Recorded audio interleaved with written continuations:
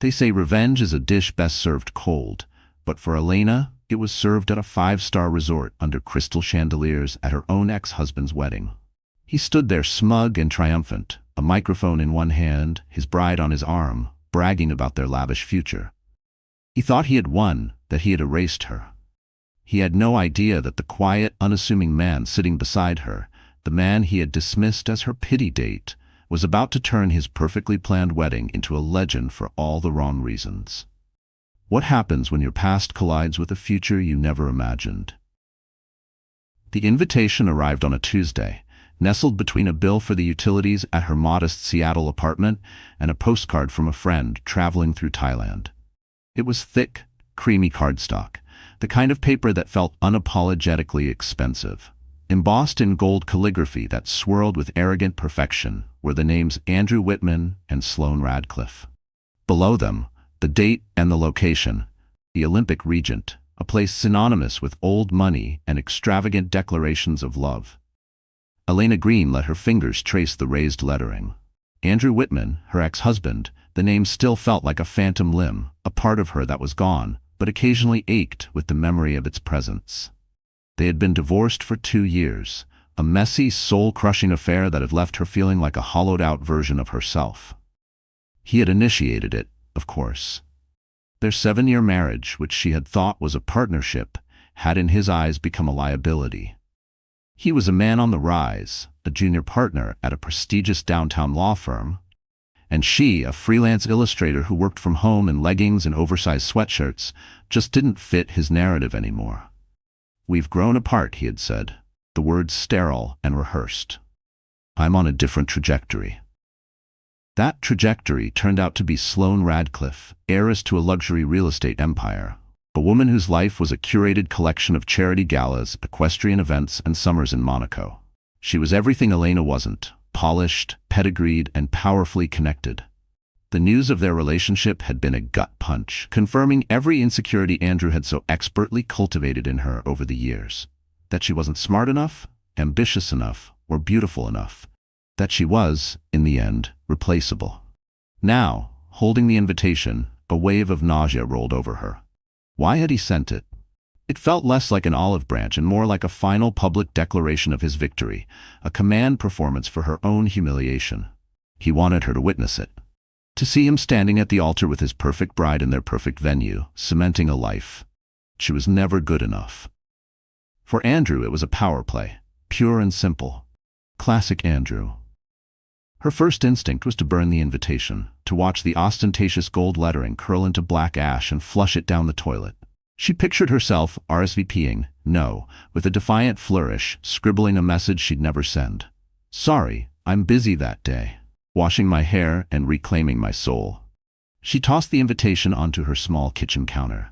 The heavy cardstock landed with a soft thud that echoed the sinking feeling in her stomach. For 2 days it sat there, a silent, taunting presence. She tried to ignore it, burying herself in work, but her focus was shattered. Every client email, every design brief seemed to mock her. She was designing logos for small businesses while her ex-husband was merging his life with a corporate dynasty. It was during a late-night call with her best friend Marissa that the idea began to shift. "Just don't go," Marissa said, her voice a comforting balm over the phone. "Why would you put yourself through that? Let him have his smug little party. You don't owe him an audience." "I know," Elena sighed, swirling a cheap glass of red wine and staring at the Seattle skyline from her small balcony. "But a part of me feels like if I don't go, he'll think I'm hiding, that I'm so broken I can't even face him. He'll tell people I couldn't handle it. He'll win." It's not a competition. With Andrew, everything is a competition. She counted the silence on the other end of the line. It was an acknowledgement. Marissa had been there through the whole ugly divorce. She'd seen Andrew's casual cruelty firsthand. "Okay," Marissa said slowly, "so what's the alternative? You go, you watch him get married, you eat some dried chicken, and you cry in the bathroom. That's not winning, that's torture." Elena didn't have an answer, but the conversation planted a seed. What if she didn't go alone? What if she didn't go as the sad, abandoned ex-wife? What if she rewrote the role he had assigned her? The thought was terrifying, but also electrifying. It was a spark in the darkness that had enveloped her for 2 years. The next day, she started thinking about who she could ask. Her male friends were all too close to the situation. They hated Andrew with a fiery passion that would be impossible to conceal. A casual date would see right through the charade. She needed someone different. Someone so far removed from her world that he'd be entirely unrateable. That's when she thought of Graham Bishop. Graham was a client, but not a typical one. He had commissioned her to design a series of intricate logos for a portfolio of boutique wellness retreats he was launching in Switzerland. Their interactions had been entirely virtual, a series of professional, polite, and surprisingly insightful emails and video calls. He was based in Amsterdam, though he seemed to be constantly on the move. His profile picture was unassuming. A man in his late 30s with kind eyes, a warm smile, and a hint of silver at his temples that suggested quiet wisdom. He was articulate, paid his invoices on time, and his feedback was always constructive and respectful. A stark contrast to the belittling critiques Andrew used to level at her work. He was a complete stranger in her personal life, the perfect blank slate. The idea was insane. She knew it was insane. Asking a client you've never met in person to fly from Amsterdam to Seattle to pose as your date at your ex-husband's wedding was the plot of a bad romantic comedy. She typed out the email 3 times, deleting it each time, her heart hammering against her ribs. It was unprofessional. It was desperate. It was career suicide. On the 4th try, fueled by another glass of cheap wine and a surge of what the hell defiance, she hit send. She kept it brief and brutally honest, framing it as a highly unconventional proposition. She explained the situation with her ex-husband, the power dynamics at play, and what Graham's presence would mean. She offered to pay for his flight and accommodation, of course, and a generous fee for his time. Framing it as a consultation on brand-adjacent social strategy, a piece of corporate jargon she was sure Andrew would have been proud of. She shut her laptop immediately, convinced she had just torched her best client relationship. She wouldn't hear from him. Or worse, she'd get a polite, pitying email declining the proposition and subtly terminating their professional contract. She spent the night tossing and turning, her dreams a chaotic montage of gilded invitations and disapproving client faces. The reply came less than 24 hours later. The subject line was simply, a highly unconventional proposition. Elena's hand trembled as she opened it. Dear Elena, thank you for your candid and intriguing email. It is, without a doubt, the most interesting proposal I have received this year. I believe in good design, and I believe in bold choices. This feels like both. I also have a personal policy of never letting a bully win. I happen to have business in Washington around that time. Consider your proposition accepted. No fee required, but I will take you up on the flight. My assistant will be in touch to coordinate the details. Think of it as a field study in human dynamics. It sounds far more interesting than my scheduled meetings. Warmly, Graham. Elena read the email 5 times. A slow, disbelieving smile spread across her face. It was actually happening. Graham Bishop was coming to Seattle. And that was when it hit her. An unexpected wave of panic. What if this was a mistake? What if he showed up and realized she wasn't worth the effort? The thought slithered through her confidence like a crack in glass. She'd been so bold in asking, so brazen in her desperation. What if he saw right through it? What if she came off as a joke? She sat down on the edge of her bed, the email still glowing on her laptop screen, and buried her face in her hands. For a full minute, she let the doubts wash over her. That she wasn't glamorous enough.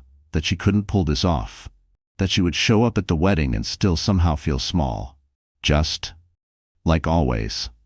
And suddenly, for the first time in 2 years, the thought of going to Andrew's wedding didn't fill her with dread. It filled her with a thrilling, terrifying, and utterly delicious sense of possibility. She walked over to the invitation on her counter, picked it up, and with a steady hand, checked the box for will attend. +1. The week leading up to the wedding was a blur of nervous energy. Elena bought a dress, a deep emerald green silk gown that was more elegant and daring than anything she'd ever owned. It was a statement.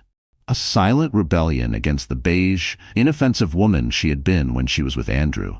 Marissa helped her with hair and makeup, transforming her into a sleeker, more confident version of herself. "You look like a queen," Marissa had said, stepping back to admire her handiwork. "Not a sad divorced graphic designer. A queen who owns a goddamn country." They'd laughed, but the sentiment stuck. Tonight, she wasn't Andrew's discarded wife. She was the queen of her own newly discovered country. Graham arrived the day before the wedding. He'd suggested they meet for a drink, to align their narrative as he'd put it in his email. She chose a quiet, dimly lit bar in a boutique hotel downtown, a place she felt sure they wouldn't run into anyone from her old life. She saw him before he saw her. He was taller than she'd imagined, dressed in a simple but impeccably tailored gray suit that spoke of quiet luxury. He moved with an easy, unhurried grace that commanded attention without demanding it. When he spotted her, the warm smile from his profile picture materialized, and it was even more disarming in person. "Elena," he said, his voice a smooth, calm baritone with a soft British accent. "It's a true pleasure to finally meet you in person. You look stunning." There was no awkwardness. He shook her hand, his grip firm and reassuring, and slid into the booth opposite her. "Thank you for doing this, Graham." Elena said, her voice a little shaky. "Seriously, you have no idea how much—" "I think I have some idea," he interrupted gently, "and you have nothing to thank me for. As I said, I have a strict anti-bully policy, and from what you've told me, Mr. Whitman sounds like he's in need of a lesson in humility." They spent 2 hours talking. He was an incredible listener, asking insightful questions about her life, her work, and her marriage to Andrew. She found herself opening up in a way she hadn't with anyone else. The story of her divorce pouring out of her not as a tragedy, but as a case study. There were moments she faltered, her voice catching when she spoke about the night spent alone wondering what had gone wrong, the endless loop of self-blame, and the cold realization that Andrew hadn't just left her. He had erased her. Graham didn't flinch. He simply listened, his presence steady, his gaze unwavering, as if every word she said mattered. That quiet acceptance was more healing than any therapy session. He, in turn, shared stories of his travels, of building his business from the ground up, of the challenges and triumphs of creating something meaningful. He was charming, intelligent, and funny, with a dry wit that made her laugh more than she had in years. He never once made her feel foolish for her audacious request. Instead, he treated it like a brilliant strategic move. "So, what's our story?" she asked, feeling a renewed sense of confidence. "Simple is best," he said, leaning forward slightly. "We met through work, found we had a shared passion for design and ethical business. We'd been seeing each other for a few months. I'm in town for business, and you graciously invited me to be your date. We are quiet, happy, and entirely uninterested in the drama." He smiled. The best way to command a room is to act as if you've already forgotten you're in it. The day of the wedding, a black town car, arranged by Graham, picked her up. He was waiting for her in the lobby of his hotel, holding a small, elegant bouquet of white orchids. "A little accessory for the Queen," he said with a wink. As they pulled up to the opulent entrance of the Olympic Regent, Elena's heart began to pound. The valet was swarmed with luxury cars, Porsches, Bentleys, Teslas. Guests in designer gowns and tuxedos drifted up the grand staircase. This was Andrew's world now, a world designed to intimidate. "Ready?" Graham asked, placing a hand gently on her arm. His touch was grounding. "As I'll ever be," she breathed. He smiled. "Just follow my lead, and remember, you hold all the cards." They walked in, and the effect was immediate. The lobby was a sea of familiar faces from her past life. Andrew's colleagues, his family, mutual friends who had quietly sided with him after the divorce. Conversations stuttered to a halt. Heads turned. Eyes widened. Elena, who had always been the mousy, quiet wife in the background, was now a vision in emerald silk on the arm of a handsome, impeccably dressed stranger who radiated an aura of quiet power. She spotted Andrew's mother, Margot Whitman, first. A formidable woman with a helmet of perfectly coiffed blonde hair and a disdain for anyone without a trust fund. Her face, usually set in a mask of polite condescension, was a picture of slack-jawed shock. She looked from Elena to Graham and back again, her mind clearly racing to compute this unexpected variable. Then they saw Andrew. He was standing near the entrance to the ballroom, holding court with a group of his groomsmen, a smug, triumphant grin plastered on his face. He was in his element, the king in his castle. When he saw her, His grin faltered for a fraction of a second. His eyes swept over her dress, her hair, and then landed on Graham. She saw the flicker of confusion, then annoyance, then pure, undiluted ego. He couldn't stand that she wasn't there alone and miserable. He strode toward them. His fiancée, Sloane, a vision in white lace trailing in his wake. "Elena," he said, his voice dripping with false sincerity, "I'm so glad you could make it. I wasn't sure you would." The subtext was clear. "I'm surprised you had the nerve." "Andrew," Elena said, her voice cool and steady, a stark contrast to the frantic beating of her heart. "I wouldn't have missed it. Congratulations." Andrew's eyes flickered to Graham, offering a dismissive, appraising look. "And you are?" he asked, not bothering to extend a hand. "Graham Bishop," Graham said, his voice calm and level. He extended a hand, forcing Andrew to take it. "A friend of Elena's. It's a beautiful venue. You have excellent taste." The compliment was delivered so smoothly it was almost impossible to detect the subtle irony, but Andrew felt it. Andrew, who prided himself on his supposed sophistication, was being outclassed, and he knew it. Sloane, sensing the tension, stepped forward with a dazzling, if slightly forced smile. "Elena, hi. It's so brave of you to come. We're just so thrilled to have you here to share our special day." Brave. The word hung in the air, a perfectly aimed velvet-gloved insult. Before Elena could respond, Graham gave her arm a gentle squeeze. "We're the ones who are thrilled," he said, his smile never wavering as he looked directly at Sloane. "Love is always worth celebrating. Isn't that right, darling?" He looked at Elena, his eyes crinkling at the corners. The darling was a master stroke. It was intimate, casual, and utterly convincing. It staked a claim, drawing a line in the sand. Elena wasn't just here with a date, she was here with her darling. But it wasn't just the word that stole the show. As Graham slipped his hand into Elena's, the entire ballroom caught a glint of the massive ring on her finger, an exquisitely cut $5 million diamond set in platinum. A murmur rippled through the guests. Andrew's eyes locked on the ring, his entire posture stiffening. His jaw tightened. He had expected a ghost at the feast, a sad specter of his past life, to serve as a backdrop for his glorious future. Instead, what he saw was a woman glowing with self-assurance, wearing a ring worth more than his entire investment portfolio, standing beside a man whose quiet confidence spoke of wealth and power far beyond Andrew's reach. He had not expected this. He had not expected her to arrive with a man who looked like he could buy and sell the entire hotel without breaking a sweat. A man who looked at her not with pity, but with genuine admiration. The grand entrance was over. They had survived the initial confrontation, but as they walked into the ballroom, a cavernous space dripping with crystals and white roses, Elena knew the night was just beginning. The first battle had been won, but the war of perception was far from over. The wedding ceremony was a lavish affair, as ostentatious as Elena had expected. It took place in a garden under a canopy of twinkling fairy lights, with a string quartet playing softly. Sloane glided down the aisle looking every bit the princess bride, and Andrew stood at the altar like a man who had just closed the most important deal of his life. Elena watched, feeling a strange sense of detachment, as if she were observing a scene from a movie. The pain she had expected to feel was muted, replaced by a cool, analytical calm. Graham's presence beside her was a silent anchor in the sea of her past. He didn't hold her hand or offer platitudes. He simply sat there, his quiet strength a shield against the ghosts of her marriage. The real performance, however, began at the reception. The ballroom was breathtaking, with towering floral centerpieces and a custom monogram dance floor. The air buzzed with the clinking of champagne glasses and the self-congratulatory chatter of Seattle's elite. Elena and Graham were seated at a table in the back, a clear, deliberate snub from Andrew and his mother. They were placed with distant cousins and a few of Sloane's less important friends. It was meant to be an insult, a relegation to the B-list of their lives.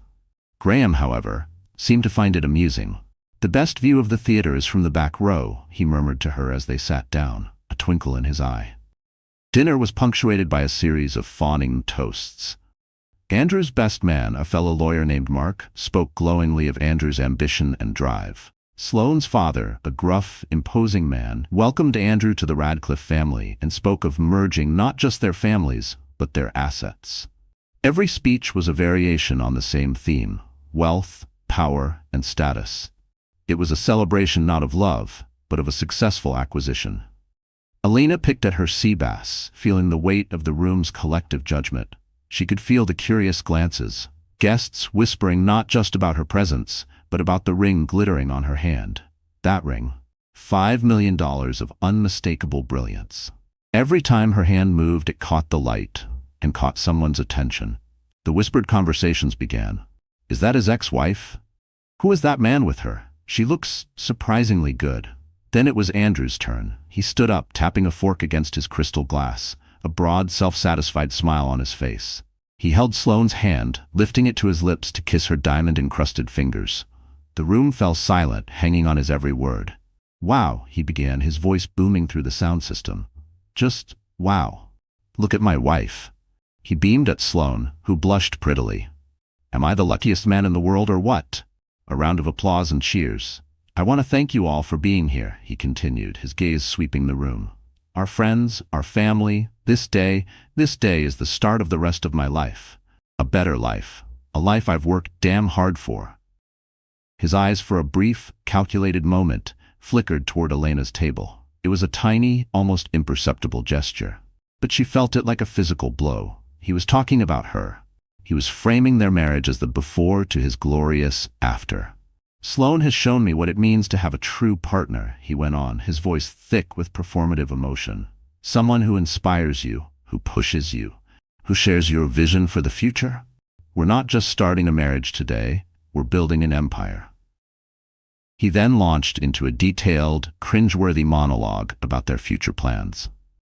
He bragged about the house they were building in Beverly Hills, a monstrosity of glass and steel with a 14-car garage. He talked about their honeymoon, a 3-week, no-expense-spared tour of the most exclusive resorts in the South Pacific, starting with a private bungalow over the water in Bora Bora. Only the best for my Sloane, he said, puffing out his chest. She deserves the world, and I'm going to give it to her. It was a master class in narcissistic gloating, disguised as a romantic speech. He was rubbing everyone's face in his success, but his words were aimed squarely at one person. He was twisting the knife, making sure Elena understood just how much better his life was without her. Elena felt the old, familiar shame creeping in, the feeling of being small and insignificant, the one Andrew had been so good at instilling in her. She instinctively looked down at her plate, wanting to disappear. But then she felt a gentle pressure on her knee. It was Graham's hand, a brief, firm touch. She looked up at him. He wasn't looking at her. His gaze was fixed on Andrew, his expression unreadable. But then, Graham reached for her hand and casually turned it palm up on the white linen tablecloth. The 5 million diamond caught the chandelier light above them, casting a burst of rainbow refractions across the table. The murmurs returned, louder now. Some guests were clearly whispering not about Andrew's empire, but about the man sitting next to Elena and the ring he'd placed on her finger. And suddenly, she wasn't the one being diminished anymore. She was the one shifting the narrative. There was no anger, no pity, just a quiet, intense focus, like a chess master watching his opponent make a foolish, predictable move. The silent gesture was all she needed. It was a reminder. You are not that person anymore. He has no power over you. She lifted her chin, met Andrew's gaze across the room, and held it. She didn't smile. She didn't scowl. She simply looked at him, her expression neutral, calm, and unmoved. She would not give him the satisfaction of seeing her crumble. Andrew, seeing his verbal arrow had missed its mark, faltered for a second before wrapping up his speech with a final booming toast to himself and his bride. As he sat down, the room erupted in applause. The band started playing, and the happy couple moved to the dance floor for their first dance. The rest of the evening passed in a haze of forced pleasantries. People from Elena's old life drifted by their table, their curiosity getting the better of them. They offered awkward greetings, their eyes darting between Elena and Graham, trying to piece together the puzzle. Andrew's mother, Margot, was the most direct.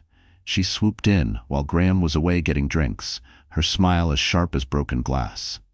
"Elena, dear," she said, her eyes cataloging every detail of Elena's dress. "It's been a while.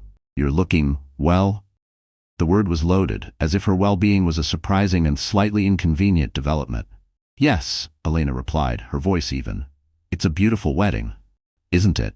Margot beamed. Andrew and Sloane have such exquisite taste. They're a perfect match. A power couple.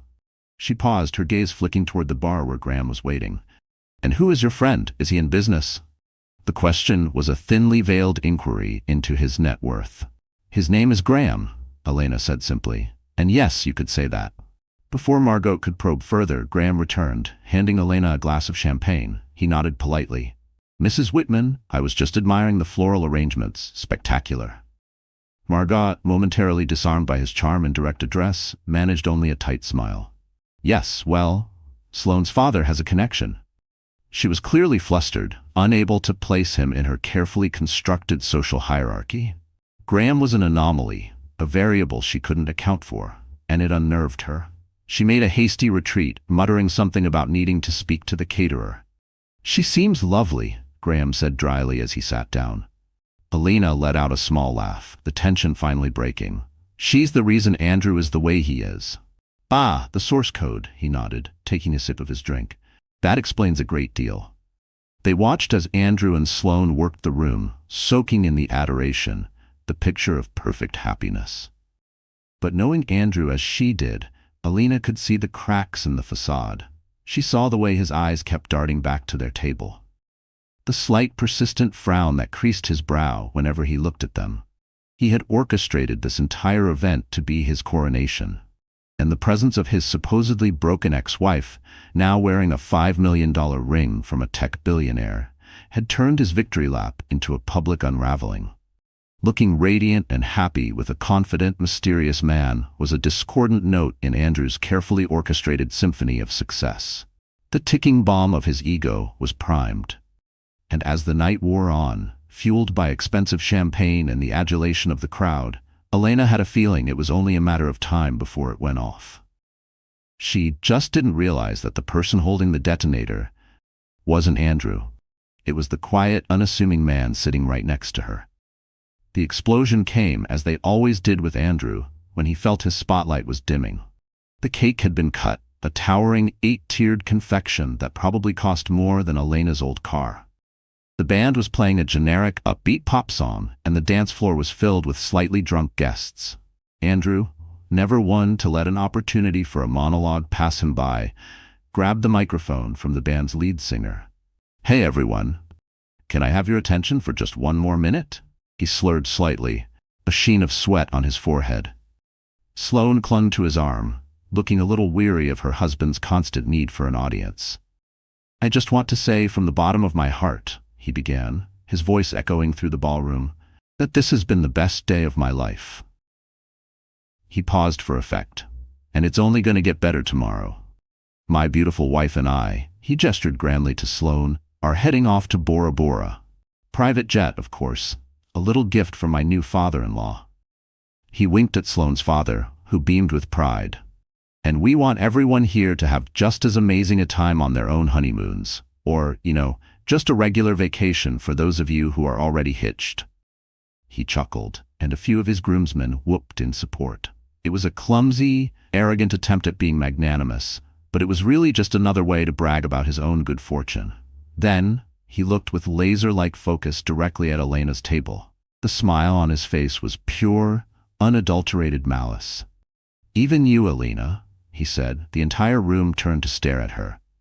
I hope your friend can take you somewhere nice, maybe a weekend in Santa Barbara. I hear it's lovely this time of year. The insult was breathtaking in its cruelty. He was publicly mocking her, reducing her and Graham to a budget imitation of his own extravagant life. But before the murmurs could build, Graham, still seated, calm as ever, reached for his champagne glass. He tapped it gently with his ring finger. The massive diamond on Elena's hand caught the light, sparkling across the room. He smiled and spoke clearly enough for the nearby tables to hear. Actually, we're heading to the Amalfi Coast, but thank you for the suggestion. Then he lifted Elena's hand and kissed it. Lightly, casually. The room went quiet. The comparison, his private jet to Bora Bora versus a hypothetical weekend trip up the coast, was designed to humiliate her on the grandest scale possible. The air in the room grew thick with tension. Guests shifted uncomfortably. Elena felt a hot flush of shame creep up her neck. Her hands clenched into fists in her lap. This was it, the final public execution. She was about to stand up. To do what? She wasn't sure. Throw her drink at him? Scream? Simply walk out with her head held high? But before she could move, Graham placed a hand on her arm, a silent command to stay seated. Then he stood up. He didn't move with aggression. He simply rose to his feet, with the same unhurried grace he'd shown all evening. He was a head taller than most of the men in the room, and his quiet presence instantly commanded more attention than Andrew's drunken shouting. Andrew, stunned that someone had dared to interrupt his moment, stared at him. "Can I help you, pal?" Graham smiled, a calm, almost gentle expression. "You can," he said, his voice even, yet carrying across the silent room with perfect clarity. "First, I'd like to congratulate you. It was a beautiful ceremony." Andrew looked flustered. This wasn't the reaction he'd expected. "Thanks?" "Secondly," Graham continued, his gaze sweeping across the room before landing back on Andrew. "I'd like to apologize. I'm afraid my friend here," he gestured to Elena, "has been a little remiss in her introductions." He then turned slightly to address the entire room. "Good evening, everyone. For those I haven't had the pleasure of meeting, my name is Graham Bishop." A few polite, confused murmurs. The name meant nothing to most of them. But then Graham's eyes found Sloane's father, the hotel magnate, Mr. Radcliffe. "Mr. Radcliffe," Graham said, giving a slight, respectful nod. "A pleasure to see you again. I hope you're well." Mr. Radcliffe, who had been looking on with bored amusement, suddenly sat bolt upright. His eyes widened. A flicker of recognition, then shock. "Bishop," he said, his voice a low rumble of disbelief. "Graham Bishop, of the Bishop Ventures Group?" A wave of whispers rippled through the room. Bishop Ventures wasn't just a company, it was a global powerhouse, a tech conglomerate with fingers in everything from AI to aerospace. They weren't old money, they were the future. Graham Bishop wasn't just wealthy, he was a billionaire, the kind who made even legacy dynasties like the Radcliffes sit up and take notice. He gave a modest smile. "The very same. I must say you've done a wonderful job with the renovations on your Paris property. We were very impressed." Mr. Radcliffe was speechless. He looked at Graham, then at Elena, then back at Graham, the cogs in his powerful brain spinning furiously. Andrew stood there, microphone in hand, his face a mask of utter confusion. He looked from his new father-in-law to Graham, completely failing to grasp the magnitude of what was happening. "Wait, you two know each other?" Graham finally turned his attention back to Andrew, his expression now holding a hint of pity. "We do, and that brings me to my third point. Your honeymoon." He paused, letting the silence stretch. "The Amalfi Coast is lovely. I know the area well. In fact, the resort you'll be staying at, my company owns it." A collective gasp rippled through the ballroom. It was a sonic boom of shock and realization. Andrew's jaw literally dropped. The microphone slipped slightly in his sweaty hand. "And while I'm sure you and your lovely bride will have a wonderful time," Graham continued, his voice as smooth as silk, "you mentioned that you wanted everyone here to have an amazing honeymoon as well, and I think that is a wonderfully generous idea." He looked around the room, making eye contact with the stunned guests. "I was so moved by the sentiment, in fact, that I'd like to help make it a reality." He reached into the inside pocket of his suit jacket and pulled out a sleek black checkbook. "On behalf of myself and my wonderful partner, Elena." His eyes found hers, giving her a warm, reassuring smile that made her heart skip a beat. "We would like to offer a gift to all of the happy couples here tonight." He clicked his pen. "As a wedding gift, we will be paying for every single one of your honeymoons, all of you." Silence. Pin drop. Absolute silence. The band had stopped playing. The bartenders had stopped pouring. Every single person in the room was frozen, staring at Graham as if he had just announced he was from another planet. "My assistant," Graham said calmly, as if discussing the weather, "will be by the gift table to take down your names and preferred destinations. Any hotel, any resort, anywhere in the world that's part of the Bishop portfolio is at your disposal. For 3 weeks, all expenses paid." He finished with a flourish, looking directly at Andrew, the smug, arrogant groom who had tried to belittle. "So please," Graham concluded, his voice resonating with quiet, unassailable power, "enjoy, and do send us a postcard." He then calmly sat back down, took Elena's hand in his, and brought it to his lips for a soft kiss, a gesture of profound intimacy and solidarity. The room remained silent, a beat longer, then it erupted, not into applause but into a chaotic cacophony of excited chatter, disbelief, and frantic whispering. Guests were on their feet, looking at each other, at Andrew, at Graham and Elena. The snubbed B-list table in the back had suddenly become the center of the universe. Andrew stood frozen on the stage, his face pale and slack. The microphone hung limply at his side. He looked like he had been physically struck. His grand gesture, his moment of supreme triumph, had not only been hijacked, it had been utterly and completely annihilated by a man who didn't just match him. He dwarfed him. A gesture so extravagant, so impossibly grand, that it made Andrew's bragging look like child's play. He had tried to mock Elena with a weekend in Santa Barbara, and her pity date had just offered the entire room a 3-week escape to paradise, courtesy of a tech empire he personally built. The bomb had gone off, and the fallout was going to be spectacular. The silence that followed Graham's words wasn't empty. It was a physical entity, a vacuum that sucked all the air and giddy energy out of the ballroom. For 3 full seconds, 500 people were united in a single shared state of suspended disbelief. Elena saw it on their faces, the frozen smiles of the bridesmaids, the bartenders holding bottles mid-pour, the bewildered expression on the bandleader's face. Sloane's hand was still linked in Andrew's arm, but her perfectly painted smile had become a brittle, fragile mask, her eyes wide with dawning panic. Then the vacuum collapsed and chaos rushed in. It wasn't a slow build, it was an explosion. A roar of excited, incredulous chatter erupted, a tidal wave of sound crashing through the room. The carefully curated atmosphere of opulent decorum evaporated, replaced by the frenetic energy of a stock market trading floor. People were on their feet, turning to their neighbors, their faces alight with greedy, golden possibility. Did he say any resort? A woman shrieked near their table, grabbing her husband's arm. "Henry, we're going to the Seychelles." "Forget the Seychelles. I'm thinking the Swiss Alps," he shot back, his eyes gleaming. The B-list table, once an island of social exile, was now the epicenter of the earthquake. A crowd began to form, a magnetic pull drawing guests from every corner of the ballroom. Elena watched, dazed, as Andrew's own colleagues, men who had clapped him on the back moments earlier, now pushed past each other for a better view of Graham. Their expressions were a mixture of awe and envy. From the corner of her eye, she saw a woman in a severe black dress materialize at the gift table. She was sharp, efficient, and moved with a military precision that instantly cut through the chaos. Graham's assistant. She opened a sleek tablet, its screen glowing in the dim light, and a calm, authoritative voice sliced through the nearest pocket of noise. "If you could please form an orderly queue, I will be happy to take down your details.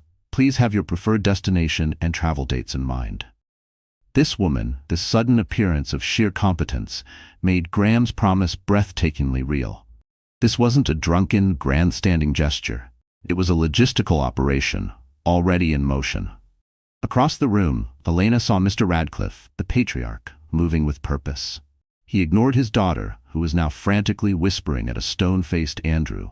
He ignored his wife, who was fanning herself dramatically. He strode through the parting crowd like a shark, his eyes fixed on one target. He stopped before their table, the remaining guests falling silent in his wake. "Bishop," he said. The single word, a command for attention. His voice was a low growl of respect and calculation. That was a hell of a play. Graham inclined his head. The picture of calm amidst the storm. "Just a wedding gift, Charles. One should always be generous on such happy occasions." The use of Radcliffe's first name was a subtle but clear signal of their equal footing. Radcliffe's eyes narrowed. He wasn't here for pleasantries. "My son-in-law," the term dripping with newfound contempt, "is clearly out of his depth. He doesn't understand the landscape he's playing on." He gave a long, hard look, a complete reevaluation taking place behind his cold eyes. He was seeing her not as the discarded first wife, but as the partner of a man who could command this kind of power. "It seems you have a much better grasp of strategic alliances." He didn't wait for a reply. "My office will call your office on Monday. We'll discuss Singapore." He turned and walked away, leaving a trail of implications in his wake. He hadn't just come to talk business. He had come to signal a shift in allegiance. Andrew's value had just plummeted. Elena's had gone stratospheric. The noise, the pressing bodies, the weight of hundreds of eyes, it was suddenly too much. The air felt thick and suffocating. Elena's exhilaration curdled into a wave of anxiety. She felt like a specimen in a jar. The label had suddenly changed, from pitiable to priceless. She leaned toward Graham, her voice a desperate whisper lost in the din. "Graham, I can't breathe. Can we please go?" He looked at her, and all the amusement and cool command in his expression melted away, replaced by genuine concern. He saw the panic in her eyes, a slight tremor in her hands. Without a word, he nodded, placing a reassuring hand on her back. "Of course. Let's get you out of here." He rose, and his sheer presence was enough to carve a small pocket of space around them. He gave his assistant a discreet nod, and she, without looking up from her tablet, gave an infinitesimal nod in return. The operation would continue without him. As they began to move toward the exit, Andrew intercepted them. He lunged from the side, blocking their path. The polished veneer was gone entirely. His face was a blotchy, furious red, his eyes wild with a mixture of rage and desperation. "You're not going anywhere," he hissed, his voice tight and venomous. He was directing his fury at Graham, but his eyes were locked on Elena. "What was that? Some kind of sick joke?" "I found it rather amusing myself," Graham replied, his voice dangerously quiet. He moved to stand slightly in front of Elena, a human shield. "Now, if you'll excuse us." "No." Andrew's voice cracked. "This was my night, mine and Sloane's. And you waltz in here with him?" He jabbed a finger toward Graham. "Who even is he? Some billionaire you dug up to make me jealous? Is your pride really that pathetic?" He took a step closer to Elena, his face contorted in the sneer she knew all too well. It was the look he gave her when he was about to tear her down, to remind her of her place. I told you during the divorce, you'd be nothing without me, that you had no ambition, no drive. So what is this? Did you think this grand, pathetic revenge fantasy would prove me wrong?" The words hit her like echoes from another life, a life where she flinched at his temper, second-guessed every decision, and wore invisibility like armor. But now, the words fell flat, lifeless, robbed of their sting. She wasn't that woman anymore. His words, meant to be daggers, instead acted as a catalyst.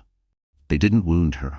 They cauterized the last of her old wounds. Everything he was saying, that she was nothing, that this was about him, that her only motivation could be a pathetic need for his approval, was the very script he had forced her to live by for years.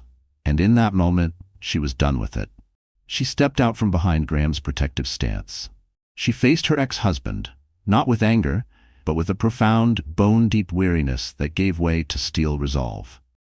"You're wrong, Andrew," she said. Her voice wasn't loud, but it was clear and steady, cutting through his rage like a blade. "You're wrong about everything. You think this was about you? That's always been your problem," she said. "You think the entire world revolves around your ego, your ambition, your needs." She took a breath, feeling the ground solid beneath her feet for the first time in years. "You didn't just tell me I had no ambition, you crushed it. Actively, repeatedly. Every idea I had was silly. Every success, lucky. You told me I was nothing without you for so long that I actually started to believe it. You invited me here tonight not to share your happiness, but to witness my irrelevance. You wanted to see the ghost of your past, broken and sad, so you could feel like a king." She looked him directly in the eye, and for the first time she saw him not as the powerful, intimidating man who had broken her heart, but as a small, insecure boy terrified of being seen as ordinary. "But I'm not a ghost, Andrew, and you're not a king. You're just a man so terrified of your own inadequacy, you wrapped yourself in money and mirrors to keep from seeing it." She gestured to the chaotic ballroom around them. "This isn't revenge. I'm so far past wanting revenge on you. This is just my life now, a life you are no longer the main character of. You're not even a supporting role anymore. You're just part of the backstory." She delivered the final line with a quiet finality that was more devastating than any shout. "So enjoy your fortress, Andrew. I truly hope it keeps you warm at night." Without another glance, she turned her back on his stunned, ashen face. She took Graham's arm, a silent affirmation of their partnership, and together, they walked, They moved through the grand ballroom, the sea of gawking, whispering guests parting for them as if by magic. They walked past the towering cake, past the gift table where a line had now formed, past the grand entrance, and out into the cool, liberating night air. The valet, his eyes wide with newfound reverence, practically tripped over himself to bring the town car around. As they slid into the quiet, leather-centered interior, the heavy door thudded shut, sealing off the noise and drama of the world they had just left behind. Elena leaned her head back against the seat, closing her eyes and breathing out a long, slow sigh. It was the sound of a weight being lifted, a chain being broken. "Are you all right?" Graham asked, his voice a soft anchor in the silence. She opened her eyes and turned to him. A genuine, unburdened smile touched her lips. "I'm better than all right," she said, her voice filled with quiet wonder. "I'm free." She looked at him, the man who had orchestrated this insane, brilliant, life-altering evening. "Why, Graham?" she asked softly. "Why would you do all that, for me?" He looked at her, his expression serious, his gaze direct. "Andrew Callahan, and men like him, believe that a person's worth can be measured on a balance sheet," he said. "He tried to define you by what he thought you lacked. I simply provided a rebuttal, in the only language he was equipped to understand." He paused, his hand covering hers on the seat between them. His touch was warm and steady. "But the real reason is that I met a woman with an extraordinary eye for design, a sharp mind, and a quiet strength she didn't yet recognize in herself. I didn't do this for you, Elena. I just created the conditions for you to reclaim it, for yourself. All the power in that room tonight was already yours." His words settled over her, a truth so profound it almost made her weep. He hadn't rescued her, he had simply held up a mirror and shown her the queen that had been there all along. As the car moved silently through the glittering streets of Los Angeles, Elena knew this wasn't an ending. It was a beginning, a new story on a blank page, waiting to be written. And for the first time, she was holding the pen. And that's how a single night changed everything. It wasn't about the money or the lavish gifts. It was about a woman reclaiming her power and realizing her story was hers to write. Andrew wanted to be the king of his own world. But he forgot that the most powerful people are the ones who don't need a crown to know their worth. Elena walked away that night, not with a vengeful heart, but with a free one. What did you think of Graham's ultimate power move? Was Andrew's takedown deserved? So the story has ended. Our wonderful friends, are you still here with me at this hour? If you are, it means something in Elena's journey touched your heart too. Maybe it's the quiet resilience, the pain she turned into power, or the way she stood tall, even when the world wanted her small. And if you've ever been made to feel like you weren't enough, please, trust me when I say this. You are more. Elena's story reminds us of something crucial, that healing doesn't always look like peace. Sometimes it looks like showing up when you're expected to disappear. Sometimes it means reclaiming the narrative someone else wrote for you. She didn't win by destroying Andrew. She won by becoming untouchable to him. And maybe like Elena, you're standing at the edge of something old and painful, wondering if you'll ever feel whole again. Here's what I want you to know. You don't have to be healed to be whole. You just have to be willing. But Graham didn't save Elena. He just held up a mirror. And that's the message. So if this story moved you, if it made you think about your own worth, your own strength, please like this video, share it with someone who needs that reminder, and subscribe to our channel for more stories that cut deep and heal even deeper. You never know, your next chapter might just start with a story like this.